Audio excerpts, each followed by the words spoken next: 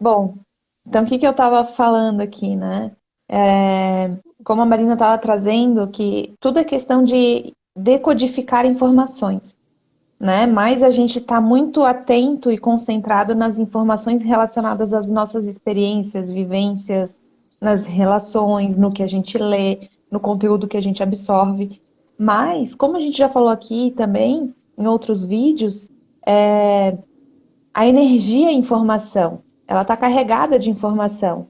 E o propósito do canal é justamente ajudar a gente a falar outras línguas, decodificar outras informações que não é essas que a gente está habituado aqui, que a gente tem como única realidade palpável, vamos dizer assim. Então, da mesma forma que eu estou aqui no Brasil, eu falo português.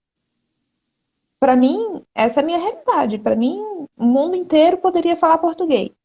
Mas se eu for para outro país, é outra língua. Ou eu tenho que aprender outra língua para me comunicar, ou eu fico aqui. Ou eu vou fazer uma comunicação que vai ter ruídos, vai ser por um gesto, vai ser um olhar.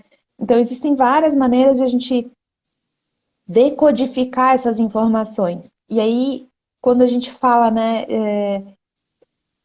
de percepções extrasensoriais, aí vem, né, um arrepio na pele, um calor, um cheiro, né? Existem várias maneiras de a gente também acessar um pouquinho desse conteúdo, dessas informações que estão em outras realidades, vamos dizer assim, né? Tem Lembrando gente que, que fala lembrando outras línguas, mas nem exato. todo mundo. Lembrando que tem gente que vê, né? Tem gente que literalmente escuta como se fosse um outro falando, que daí no caso seria a proposta do espiritismo, né? Os médiums, né? Tem o grande, nosso grande Chico Xavier que psicografava, ele deixava-se ser usado como um instrumento de comunicação. Então, provas, algumas a gente tem. Lembrando que a gente está falando do livro Metafísica, que ela propõe essa questão do além, né? O além da matéria. E a gente está ainda falando sobre a mente, né? Que a mente é um sistema codificador. Esses códigos que a gente tem, que vai se transformando com base no que a gente percebe na nossa experiência, se eu sou um médium, se eu vivencio o além, essa vai ser minha realidade. A minha realidade vai ter um a mais do que a sua, que está mais conectado ao materialismo. Aí que a gente pode trazer essa questão de existem várias realidades, não pensando única e exclusivamente no paranormal, mas pela individualidade, né? Por eu ser um indivíduo distinto e separado de você. E eu ter um aparelho orgânico, né? Como a gente falou na live passada, que dependendo da qualidade que eu enxergo, dependendo da qualidade dos meus órgãos de percepção, eu vou receber essa realidade de uma outra forma diferente da sua. Eu posso ter um aparelho olfativo muito mais aguçado e eu perceber cheiros e perfumes, né, que você não perceba. Posso escutar muito mais. Tem gente que tem ouvido afinadíssimo, que tanto é que lê em notas, né? Essas pessoas músicos, né, musicistas, que daí conseguem, apenas escutando, conseguem decifrar as notas de uma música e passam isso para o papel e aí tocam no piano. Então aí que a gente vê que cada ser humano tem a sua realidade, não partindo do princípio de que tem que ter, eu tenho que acreditar no paranormal, que eu tenho que acreditar no além. Não, a tua mente ela é um sistema codificador e com base na forma como tu percebe os fenômenos, a vida, pelas tuas sensações, pelo que passa pela consciência, você constrói a sua realidade, né? É. Aqui no E às livro vezes fala, parece pode falar. que às vezes parece tão distante a gente falar hoje aqui em acessar informações de outras realidades, né? A gente não está nem trazendo para o lado religioso ou de falando de entidades, nada disso. Mas é a mesma coisa que, né, eu pensar hoje, nossa, vou falar chinês. É uns desenhos lá que eu não consigo nem saber se é A ou se é B, se é C, porque o sistema que eu conheço aqui são essas letras, A, B, C, um, dois, três, né? E lá são outros símbolos, que às vezes dois, três símbolos já representam uma frase inteira. Então, é disso que a gente está falando, né? Então, se eu me dedicar a estudar lá, eu vou começar a decifrar, e aí meu cérebro vai começar a funcionar naquele mesmo sistema e vai ficando cada vez mais fácil. Uhum. Que aqui no livro mesmo fala, né? O pensamento processa os conteúdos armazenados e percebidos também, né? Não única e exclusivamente armazenados, que servem como uma espécie de base para o comportamento. Então aí a gente já vai fazendo mais conexões, né? Compreender a mente, como a mente funciona, especialmente a minha, com base na minha realidade, é importante para eu compreender por que que eu me comporto de tal maneira. Com base na minha percepção de mundo, com base no meu sistema codificador, eu vou criando comportamentos, né? E claro que existem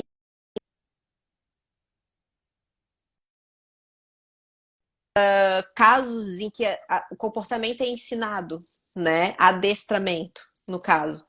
Mas em sua maioria, o ser humano não é adestrado, não é facilmente adestrado. A gente vê, a gente percebe, a gente sente e se comporta, né? A gente automatiza ao longo da vida, mas a gente não vem, não parte do princípio de já vamos já no automático, porque não é assim. A gente tem que sentir para que a gente incorpore aquilo. E dessa forma, né, desse modo, a mente ela molda e transforma as energias vitais em elementos vivenciais, que é com o que a gente interage aqui nessa realidade, né, nesse mundo em que a gente vive. Então, são essas percepções que vão ser decodificadas, né, trazidas para para que a gente possa ter essas experiências, essas vivências, né? Então, Uhum. é a partir disso. De forma prática, o ato de pensar, né? O que que acontece? Eu experiencio algo, eu codifico, né? Armazeno. A partir das sensações, eu armazeno a informação. Aí depois eu utilizo dessas imagens, desses códigos formados para traduzir outras experiências. Então, é nesse processo que a gente vai tendo as nossas percepções de mundo, né? E é por isso que é diferente a forma que eu percebo a fidelidade, por exemplo, que a Lívia pode perceber a fidelidade. Porque é com base na experiência que a gente codifica e que depois a gente vai traduzindo para outras experiências, vai agregando em outros valores, em outros. Então, dependendo do meu mundo, né, da cidade que eu vivo, da família que eu vim, do colégio que eu frequentei, a minha percepção, os meus conceitos vão ser diferentes. Por mais que existem palavras no dicionário com conceitos permanentes, ditos permanentes, a minha percepção pode ir em contra, pode dar de contra esse conceito, né? Porque existem coisas que se relacionam, que elas querem mais falar sobre sentimentos, emoções e enfim. Então tem esse tipo de traduções, elas são muito particulares, porque eu posso ter vindo de uma cultura em que o bigamismo, o poliganismo é aceitável. Então meu conceito de fidelidade é distinto, por exemplo, né? Então é muito particular e mais uma vez a gente reforça o que trouxe na live da semana passada. A importância de não julgar o próximo, a importância de compreender ou ouvir o próximo antes de ter uma opinião, porque a gente não sabe de onde vem, para onde vai, que experiências teve. Ele pode estar vivendo do teu lado na mesma casa, mas se você não sentar para ouvir a história de vida dessa pessoa, você dificilmente vai conseguir se envolver com essa pessoa de forma sadia, de forma saudável, porque qual é o conceito dela de amor? Qual é o conceito dela de amizade? O que, que o sistema codificador dela armazenou? Né? Qual foi a experiência de infância? Então, hoje pode ser um parceiro bom, mas né, é bom a gente ir mais além, questionar, interagir, valorizar e honrar a história do outro, assim como a gente tem que honrar a nossa história, né? Porque tudo vai partir do princípio de como essa pessoa, essa mente, né, fez esse código, como que foi formulado essas informações, né, nesse aparelho psíquico do próximo, né? E até do meu mesmo. Eu tenho que, às vezes, rever minha história para eu relembrar e compreender o porquê que eu me comporto de tal maneira. Porque às vezes a gente esquece, às É, vezes a gente apaga, às vezes é um trauma, aí meio que deleta. e isso funciona, esses registros eles funcionam de duas maneiras, né? Tanto adquirindo experiência, que a vivência, a partir das vivências que a gente passa, e aí a gente vai armazenando essas informações, e a partir do momento que isso está tudo registrado ali no nosso inconsciente, no subconsciente, vai trazendo para a consciência, a gente passa a moldar os comportamentos e a forma como a gente interage novamente com aquele ambiente. Então, é o tempo todo indo e voltando. Então, as experiências, a gente está em constante aprendizado a partir dessas experiências, que elas vão criando esses registros, e quando a gente se depara com situações similares, esses registros são acessados novamente, que vão determinar a forma como a gente vai se comportar numa situação daquela de novo, né? Então, tentando fazer um link disso tudo, que é algo bem complexo, mas de forma mais simples é isso. A gente tem aqui experiência, né? Aprende a ler aqui, eu aprendi a ler uma situação, e aí eu armazenei. Quando eu for ler de novo, aquilo ali vai ser mais fácil de eu, dependendo da forma, se foi uma experiência boa, provavelmente, né? Minha, A minha leitura reação, é meu mais. Aham. comportamento vai ser mais tranquilo. Se foi uma experiência ruim, vai gerar dor, vai gerar, né, uma reação agressiva, vai gerando aí E, outros comportamentos. e uma questão importante como psicóloga para eu pontuar nesse caso é que a gente tem que parar de funcionar no automatismo. Porque, principalmente se eu tive uma experiência traumática, eu não posso usar da generalização e achar que todas as experiências similares serão traumáticas. Então, aí que tá a questão de a gente despertar também, né? Não é só despertar para o além, mas é despertar para o aqui e agora, no sentido de que eu tenho que me expor novamente, não numa mesma situação, mas com questões similares, para mostrar para mim de que existem outras possibilidades, de que não é porque fulano me fez mal que ciclano vai me fazer mal também, né? Que aí que a gente vai tendo as crenças mais enraizadas e cristalizadas, né? Que aí que o trauma nos paralisa, que a pessoa teve um relacionamento abusivo, nunca mais vai se relacionar porque generaliza que todos serão ruins. Então a gente tem que se expor dar uma chance pra gente de viver outros relacionamentos com pessoas mais adequadas para ver que não é por aí. A gente pode registrar, a gente vai registrar, mesmo sendo coisa boa, às vezes a gente pode se expor numa situação similar e decepcionar e vir algo ruim. Mas isso não é de todo ruim, isso é bom para ampliar o nosso leque de possibilidades e sensações e percepções para que a gente tenha mais uh, outras formas de enxergar a vida e o mundo, né? Para que a gente veja que não existe somente uma única resposta para tudo, que vai ser sempre batata. Vai, todo homem é ruim, toda mulher sei lá, traidora porque fui traído, ou enfim, todas as religiões são mentirosas porque tive uma péssima experiência com uma tal religião. Então é bom a gente, né, se dar a oportunidade de que a gente possa ter novos registros, novas sensações, experiências, para ver que aquilo que eu registrei previamente não necessariamente se replicará, não será aquilo de fato de novo sempre. Porque o que que acontece? Nisso aí entra o senso de realidade.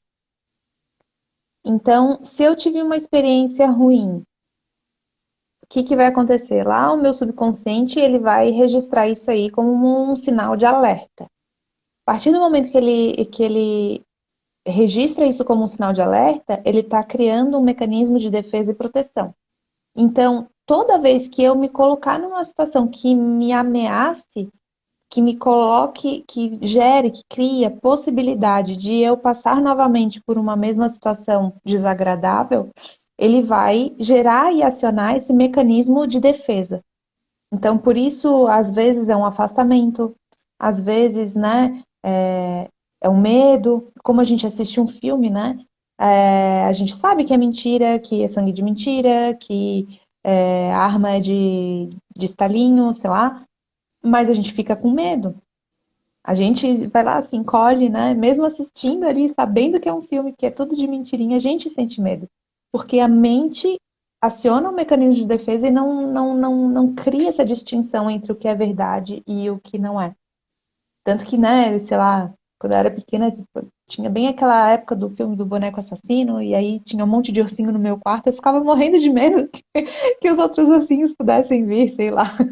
Porque minha mente não Tomar vida. distinguia. Sim, porque É o, na ela viu verdade, aquilo como uma ameaça, e aí ela criou um mecanismo para me defender, né? Debaixo da coberta ali. Na verdade, a tua mente, ela tem um potencial de distinguir o aparelho, o sistema nervoso, o cérebro que é burro, né? O órgão que é burro. E, Então, cabe à mente te mostrar que você está viajando na maionese, né? E muitos, por exemplo, problemas psiquiátricos no que diz respeito à síndrome do pânico, ansiedade generalizada, elas partem do princípio de um medo, uma incerteza sobre algo. Então, cabe a ti te mostrar que aquilo ali não aconteceu, muito provavelmente pode não acontecer, né? Claro que eu estou falando de uma forma simplificada, é trabalhoso lidar com esse tipo de sintoma, mas é tudo questão de você te trazer a realidade, de puxar a teu órgão, né, para a realidade, no caso o cérebro. Por que que acontece? Como é que funciona um transtorno de ansiedade generalizada que te paralisa? Tu começa a criar, fantasiar que o perigo está na sua frente, né, que você vai perder o emprego, ou que você nunca vai ser amada, ou que seu pai vai morrer. Enfim, você começa a fantasiar aquilo, não traz para os fatos verdadeiros, não te puxa para a realidade e o teu corpo ela vai começar a reagir como se fosse um perigo, uma ameaça. Então, descarga de adrenalina, né? Vai ter o sistema nervoso simpático, parasimpático, vai tudo ser ativado e o que que acontece? Acelera o coração, aí você pode acelerar ao ponto de achar que vai infartar. Aumenta a pressão, porque você precisa de mais sangue correndo nesse corpo para que você possa participar ativamente dessa batalha. Então, aí que a gente consegue pronto para conectar, reagir, né? assim que a gente conecta a questão mental com a questão orgânica e por que que a gente às vezes acha que vai infartar, mas é uma ansiedade generalizada, né? Então, por isso que a gente tem que trabalhar com um terapeuta, né? Seja qual ele for, psicólogo, psiquiatra, terapeuta energético, holístico, mas para que tu consiga se trazer para essa realidade, para que você consiga, por fatos, te puxar para o que realmente é mais provável e te acalmar, né? Então a gente entra nessa questão do senso de realidade. Porque às vezes a gente foge do senso da realidade, a gente foge do que realmente é realidade, a gente escapa a percepção de tão imerso que a gente está nesse pensamento. E se a gente bobear, a pessoa realmente pode infartar, ela realmente vai vir a ter uma parada cardíaca, porque sofrimento é tanto e ela está alimentando tanto o cérebro que não consegue distinguir o real do irreal, que aí realmente ela pode vir, o corpo pode vir a falhar, né? Por um equívoco mental desse sistema codificador, desse armazenamento de informações que podem estar equivocados. E aqui ele fala, ó, o nosso sistema nervoso é incapaz de saber se um fato existe no mundo externo ou se a mente o imagina. Ele sempre reage da mesma forma. É aquela historinha do filme, né? Ele vai reagir da mesma maneira. Enquanto eu não trouxer à luz que, né? Por isso que a gente fala desse acompanhamento, que é para ajudar a distinguir e trazer novos, ressignificar esses mecanismos, porque talvez esse mecanismo de defesa ele tenha sido útil num momento. Só que a mente ela não vai dizer, tá, ok, agora ele não é mais necessário. Ele continua ativo. E aí é esse que é o papel não é desativar, mas é colocar um novo timer ali, né? É dizer que, ok, aquele momento foi, sei lá na minha infância era necessário. Hoje eu sou adulta, não faz mais sentido eu acionar aquele mesmo mecanismo, né? Então, imaginar um assalto ou ser de fato um assalto causa o mesmo efeito em nosso sistema. Por isso muita gente, né, tem medo. Tem amigos, eu moro em Florianópolis, é uma cidade considerada bastante segura, mas amigos que vêm do Rio, saem aqui na cidade, eles já andam com a bolsa trancada, porque sente essa mesma ameaça, né, de ver pessoas, aí entra também questões de julgamento, etc. Ver uma aglomeraçãozinha ali, já, ai não, é arrastão, e aí já, né? Protege seus pertences, porque aciona aquele gatilho de que É perigoso. aglomero pode ser perigoso e posso ser assaltado ali, né? Aí vem a questão do bom senso. É a partir do uso do bom senso que eu consigo me desvincular de certas crenças que podem me trazer sofrimento, né? Ou reforçar umas crenças que me trazem um agrado, né? O que que é a questão do bom senso? É por meio dele que a gente vai discernir o que é adequado ou inadequado para mim. Porque o meu adequado pode não ser, não pode ser uma coisa totalmente inadequada numa outra cultura. E a gente sabe que a gente vive um país multicultural. Os Estados Unidos, onde eu estou, também é multicultural. Então, a gente não pode dizer que o meu bom senso, ele vai só discernir. Eu não posso dizer para a pessoa assim, ah, tem que usar o bom senso, né? Ela vai usar. E o bom senso é a mesma coisa para todo mundo, é o discernimento. Agora, o meu adequado não é o teu adequado. Aí está o perigo, né? É só usar o bom senso. Todo mundo usa o bom senso, porque o bom senso é discernimento, né? É a questão de vou ver, é adequado para a minha realidade ou não é. Então, por isso que às vezes escapa a pessoa e diz, ah, não usou o bom senso. Claro que usou. Ela fez o discernimento com base na história dela, na experiência dela, que pode não ser compatível à tua, que pode não bater com a mesma ideia. E tá tudo bem, né? Então, e É, normalmente a gente busca pelo bom senso aquela questão de do que me traz mais, o que é agradável a mim, né? Tem a questão de cultural, claro, que daí como a gente já está mais acostumado, aquilo se torna relativamente agradável, porque já tá, a gente já absorveu aquela ideia, né? E mesmo assim pode ser desagradável e eu não querer utilizar daquilo para minha vida, botar aquilo para conformar o meu mundão, né? A minha realidade. e essa questão cultural é uma das melhores maneiras de a gente ver, né? Identificar isso. Por exemplo, eu acho que em praticamente todos os lugares é normal tu ir comer chiclete, né? Mascar um chiclete e muitas vezes as pessoas acabam jogando no chão, etc, etc. Em Singapura, por exemplo, não existe chiclete. Se você, por exemplo, trouxe de outro lugar e é pego ali com o chiclete e jogar no chão alguma coisa, tem multa para isso. Aqui também. Então não é questão de bom senso, mas é que lá não existe chiclete. Não vende chiclete em lugar nenhum, né? Então, questão cultural, né, do banho, que aqui o brasileiro é conhecido por tomar muito banho. Sim, em outros lugares não é tanto, né? E aí falar de bom senso é relativo. Qual que é a minha realidade? Da onde que eu vim? Aqui é bem quente, por exemplo, né? Brasil, de forma geral, é bem quente, é fácil, né? Recurso hídrico aqui, à la vontade, vamos dizer assim. A gente sabe que não é bem assim, mas até então a gente foi criado com essa abundância. Em outros lugares, não. Então, é diferente esse conceito, né? Do tomar banho todo dia, tomar banho demorado. Então, tudo isso o que é bom senso para mim é tomar banho uma vez por dia, pelo menos. Em outros lugares, não. É tomar banho um dia sim, um dia não, para poupar água e tem que ser só ali, né? Lavar ali embaixo do sovaco para ser rápido. Então, e aí, quando a gente percebe, entende o porquê que lá funciona dessa maneira, a gente começa, as coisas começam a fazer sentido. Ah, não, ok, é mais fácil de respeitar. Então, aí a questão do julgamento, né, que a gente fala que a realidade de um é diferente da do outro, e quando a gente entende, aí entra a questão de se colocar no lugar do outro e tudo mais, fica mais fácil de compreender, né, o porquê que o outro age daquela maneira. Não quer dizer que você precise concordar, mas você vai Tem que tentar ali respeitar. respeitar, minimizar ali as diferenças e etc, né? Aham, porque com base na forma como a gente lida com as informações, né? Aí a gente passa por essa questão do discernimento, né? Usa do bom senso para fazer as nossas escolhas. É assim que eu vou criando os meus valores.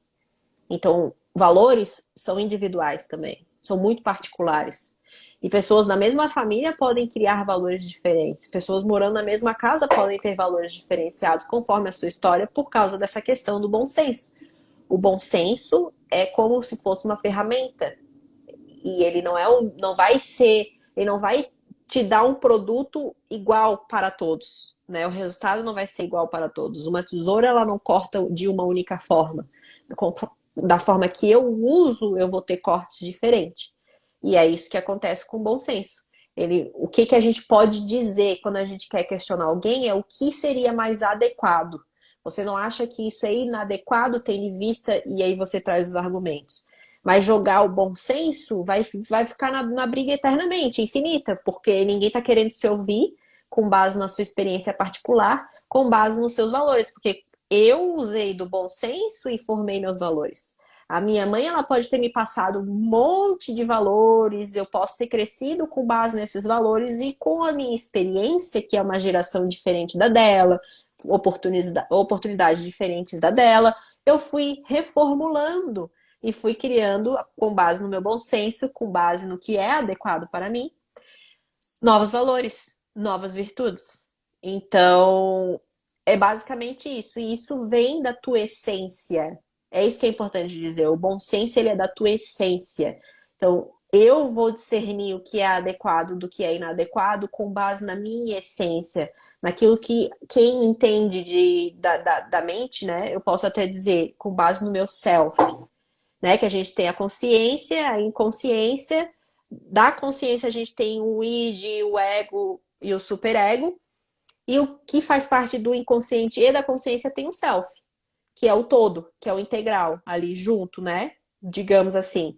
Então, essa é a minha essência, é aquilo que para mim me faz bem, para mim é adequado, que faz parte do meu ser para minha existência.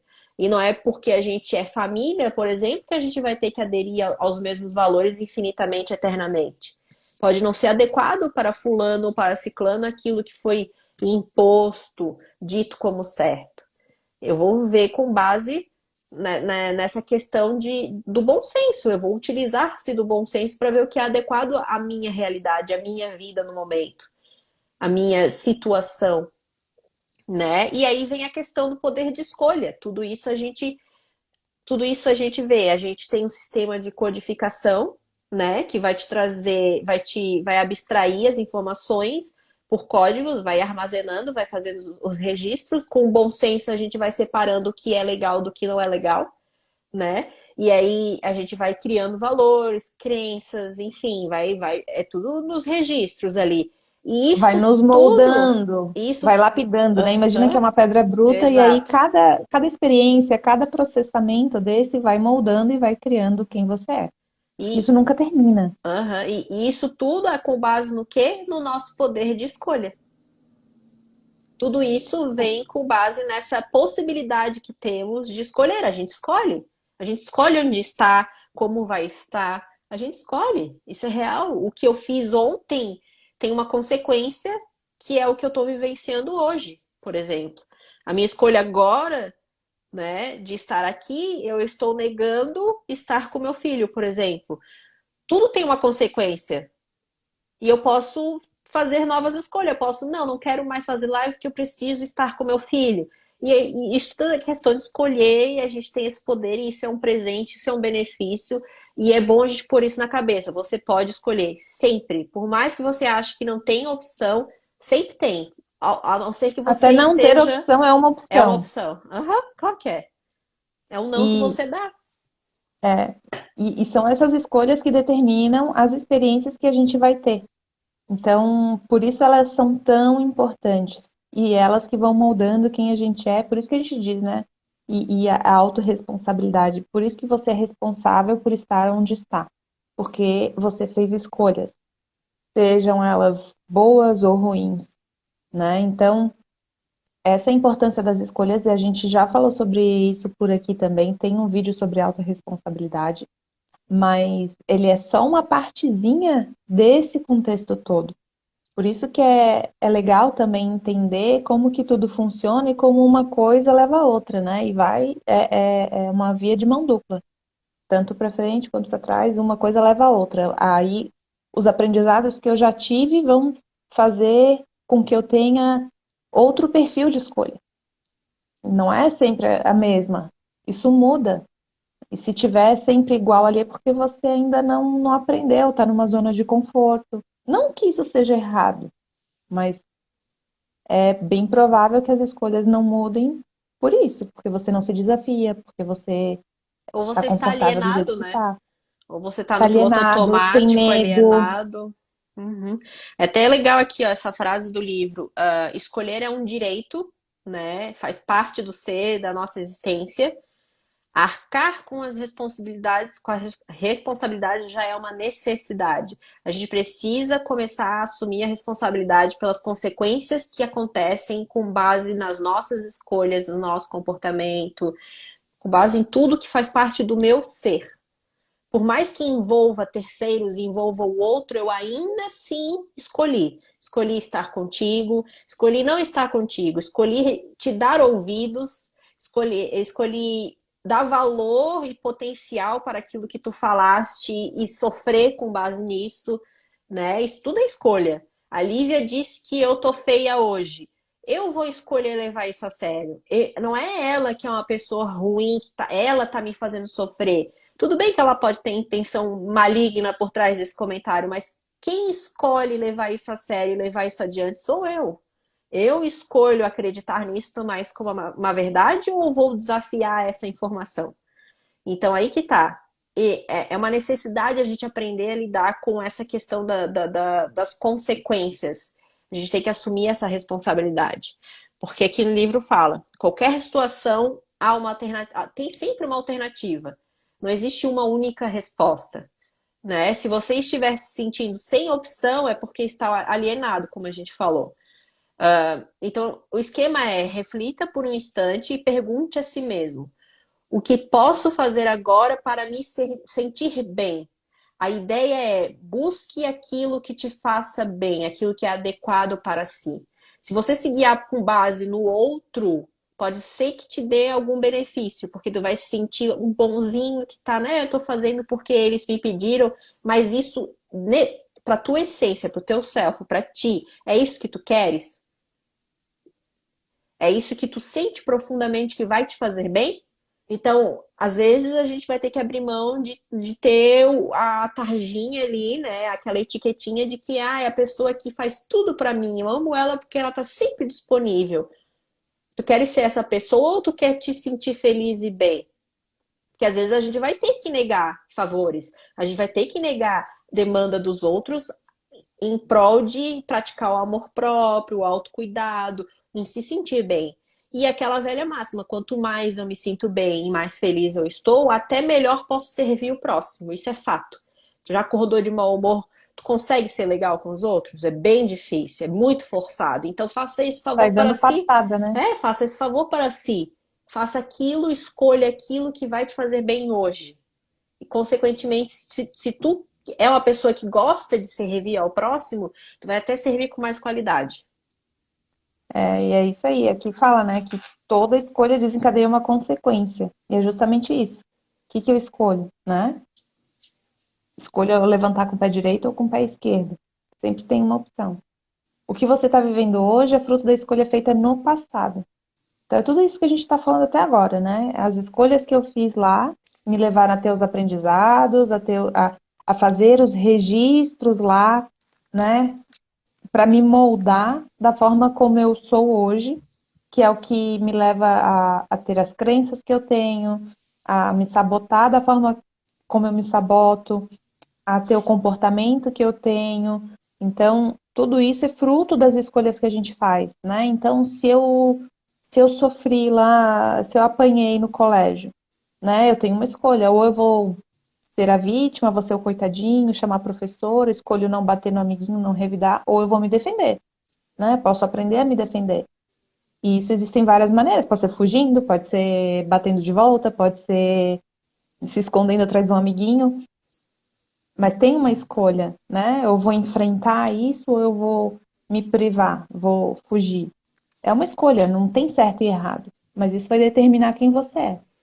Por isso, saber decidir é tão importante quanto assumir a consequência dos seus atos. Se eu escolhi revidar, por exemplo, eu sei que eu posso bater mais forte, eu posso machucar aquele amiguinho, né? Ele só puxou meu cabelo, mas eu posso fechar a mão, dar um soco.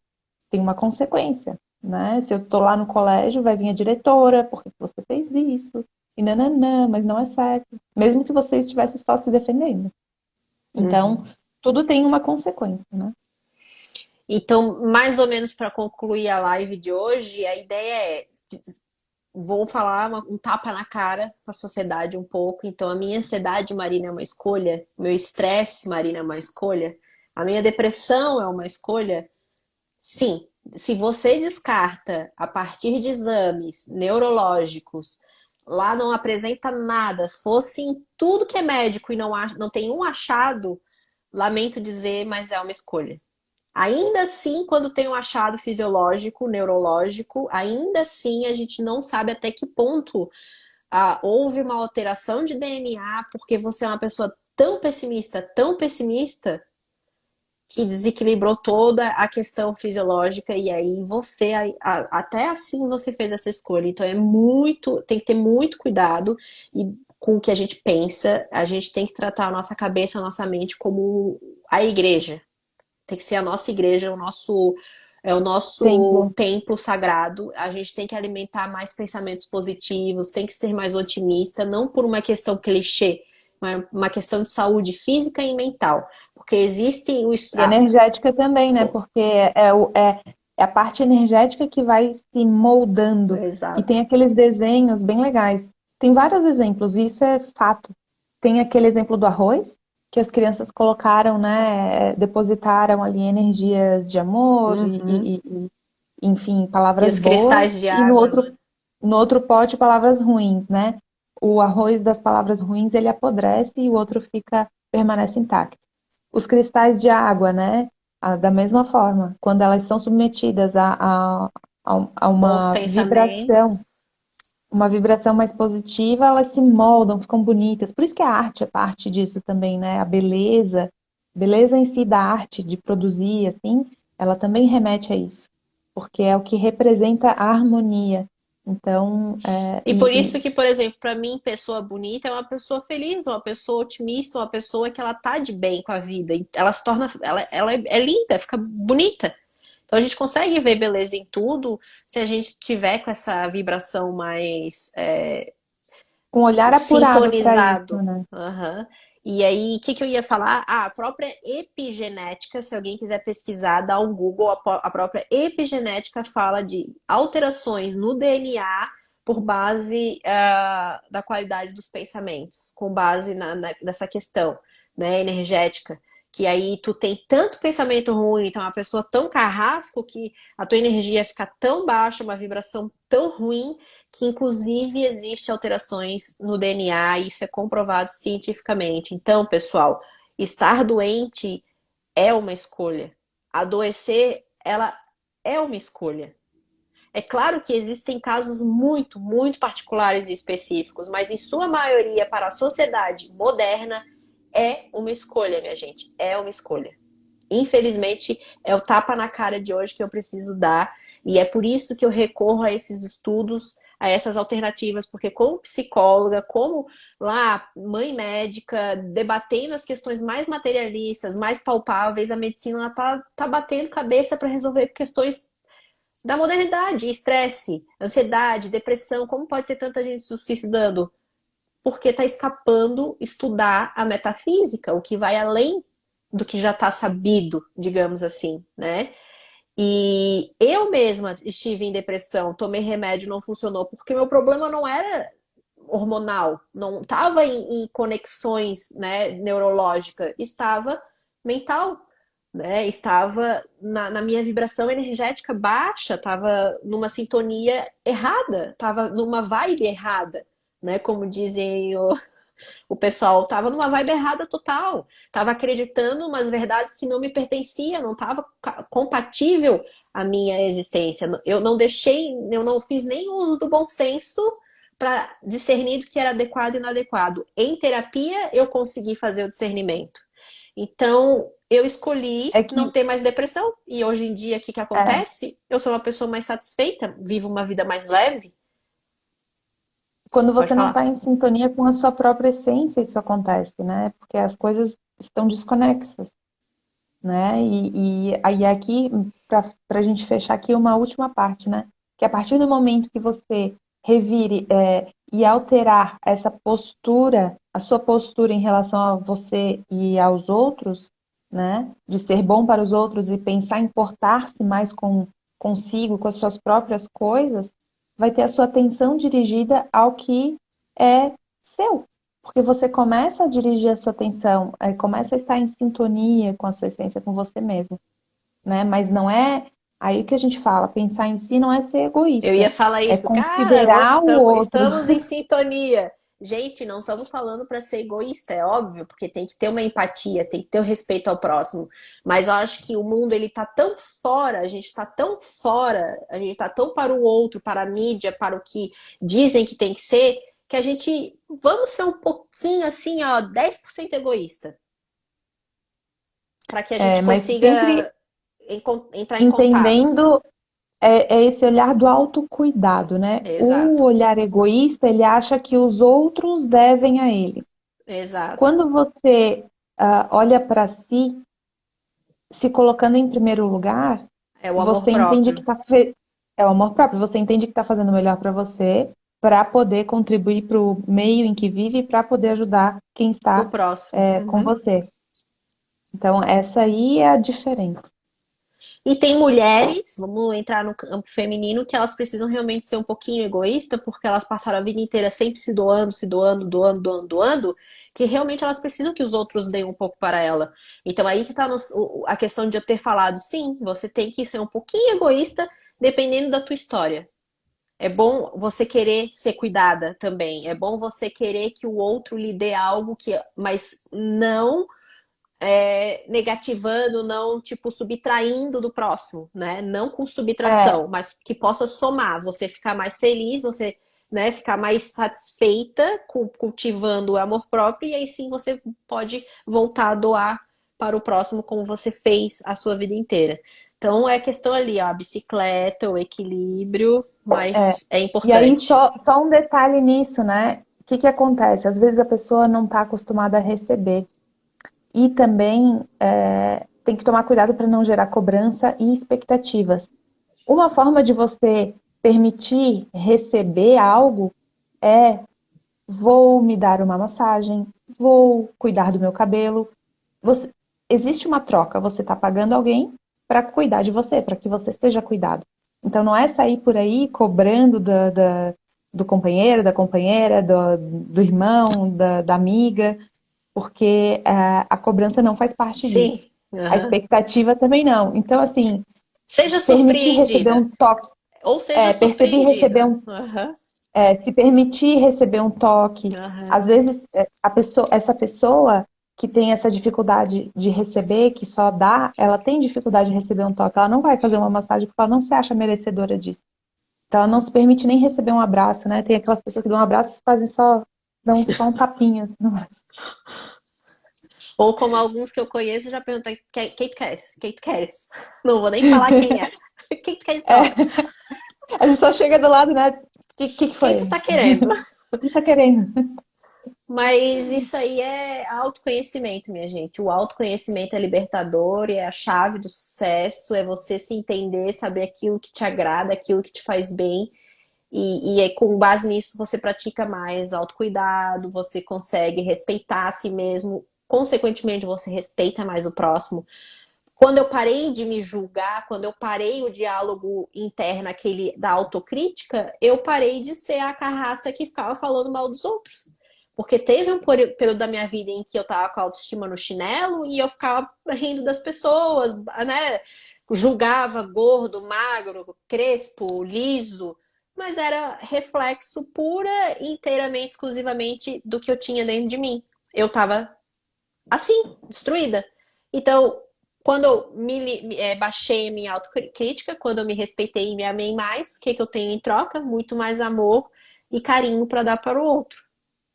Se eu não me aceito, como é que eu vou aceitar o outro? Então, permitam-se, seja você mesmo, seja por inteiro, se descubram, redescubram, se reinventem e vão ser felizes. Acho que essa é a E só mensagem para do dia. lembrar, e só para lembrar, a gente não pode deixar de falar aqui, Se você ainda não está inscrito no nosso canal, vamos lá, YouTube, Café para Despertar, toda terça e quinta com vídeos novos. Dá um like lá também, ajuda a gente a espalhar esse conteúdo para mais pessoas, compartilha com a mãe, com a amiga, enfim, com o pessoal Vizinho. do trabalho, vizinha, né? Fala, ó, tem umas meninas lá meio doidinhas, elas falam uns negócios até que é legal. É isso.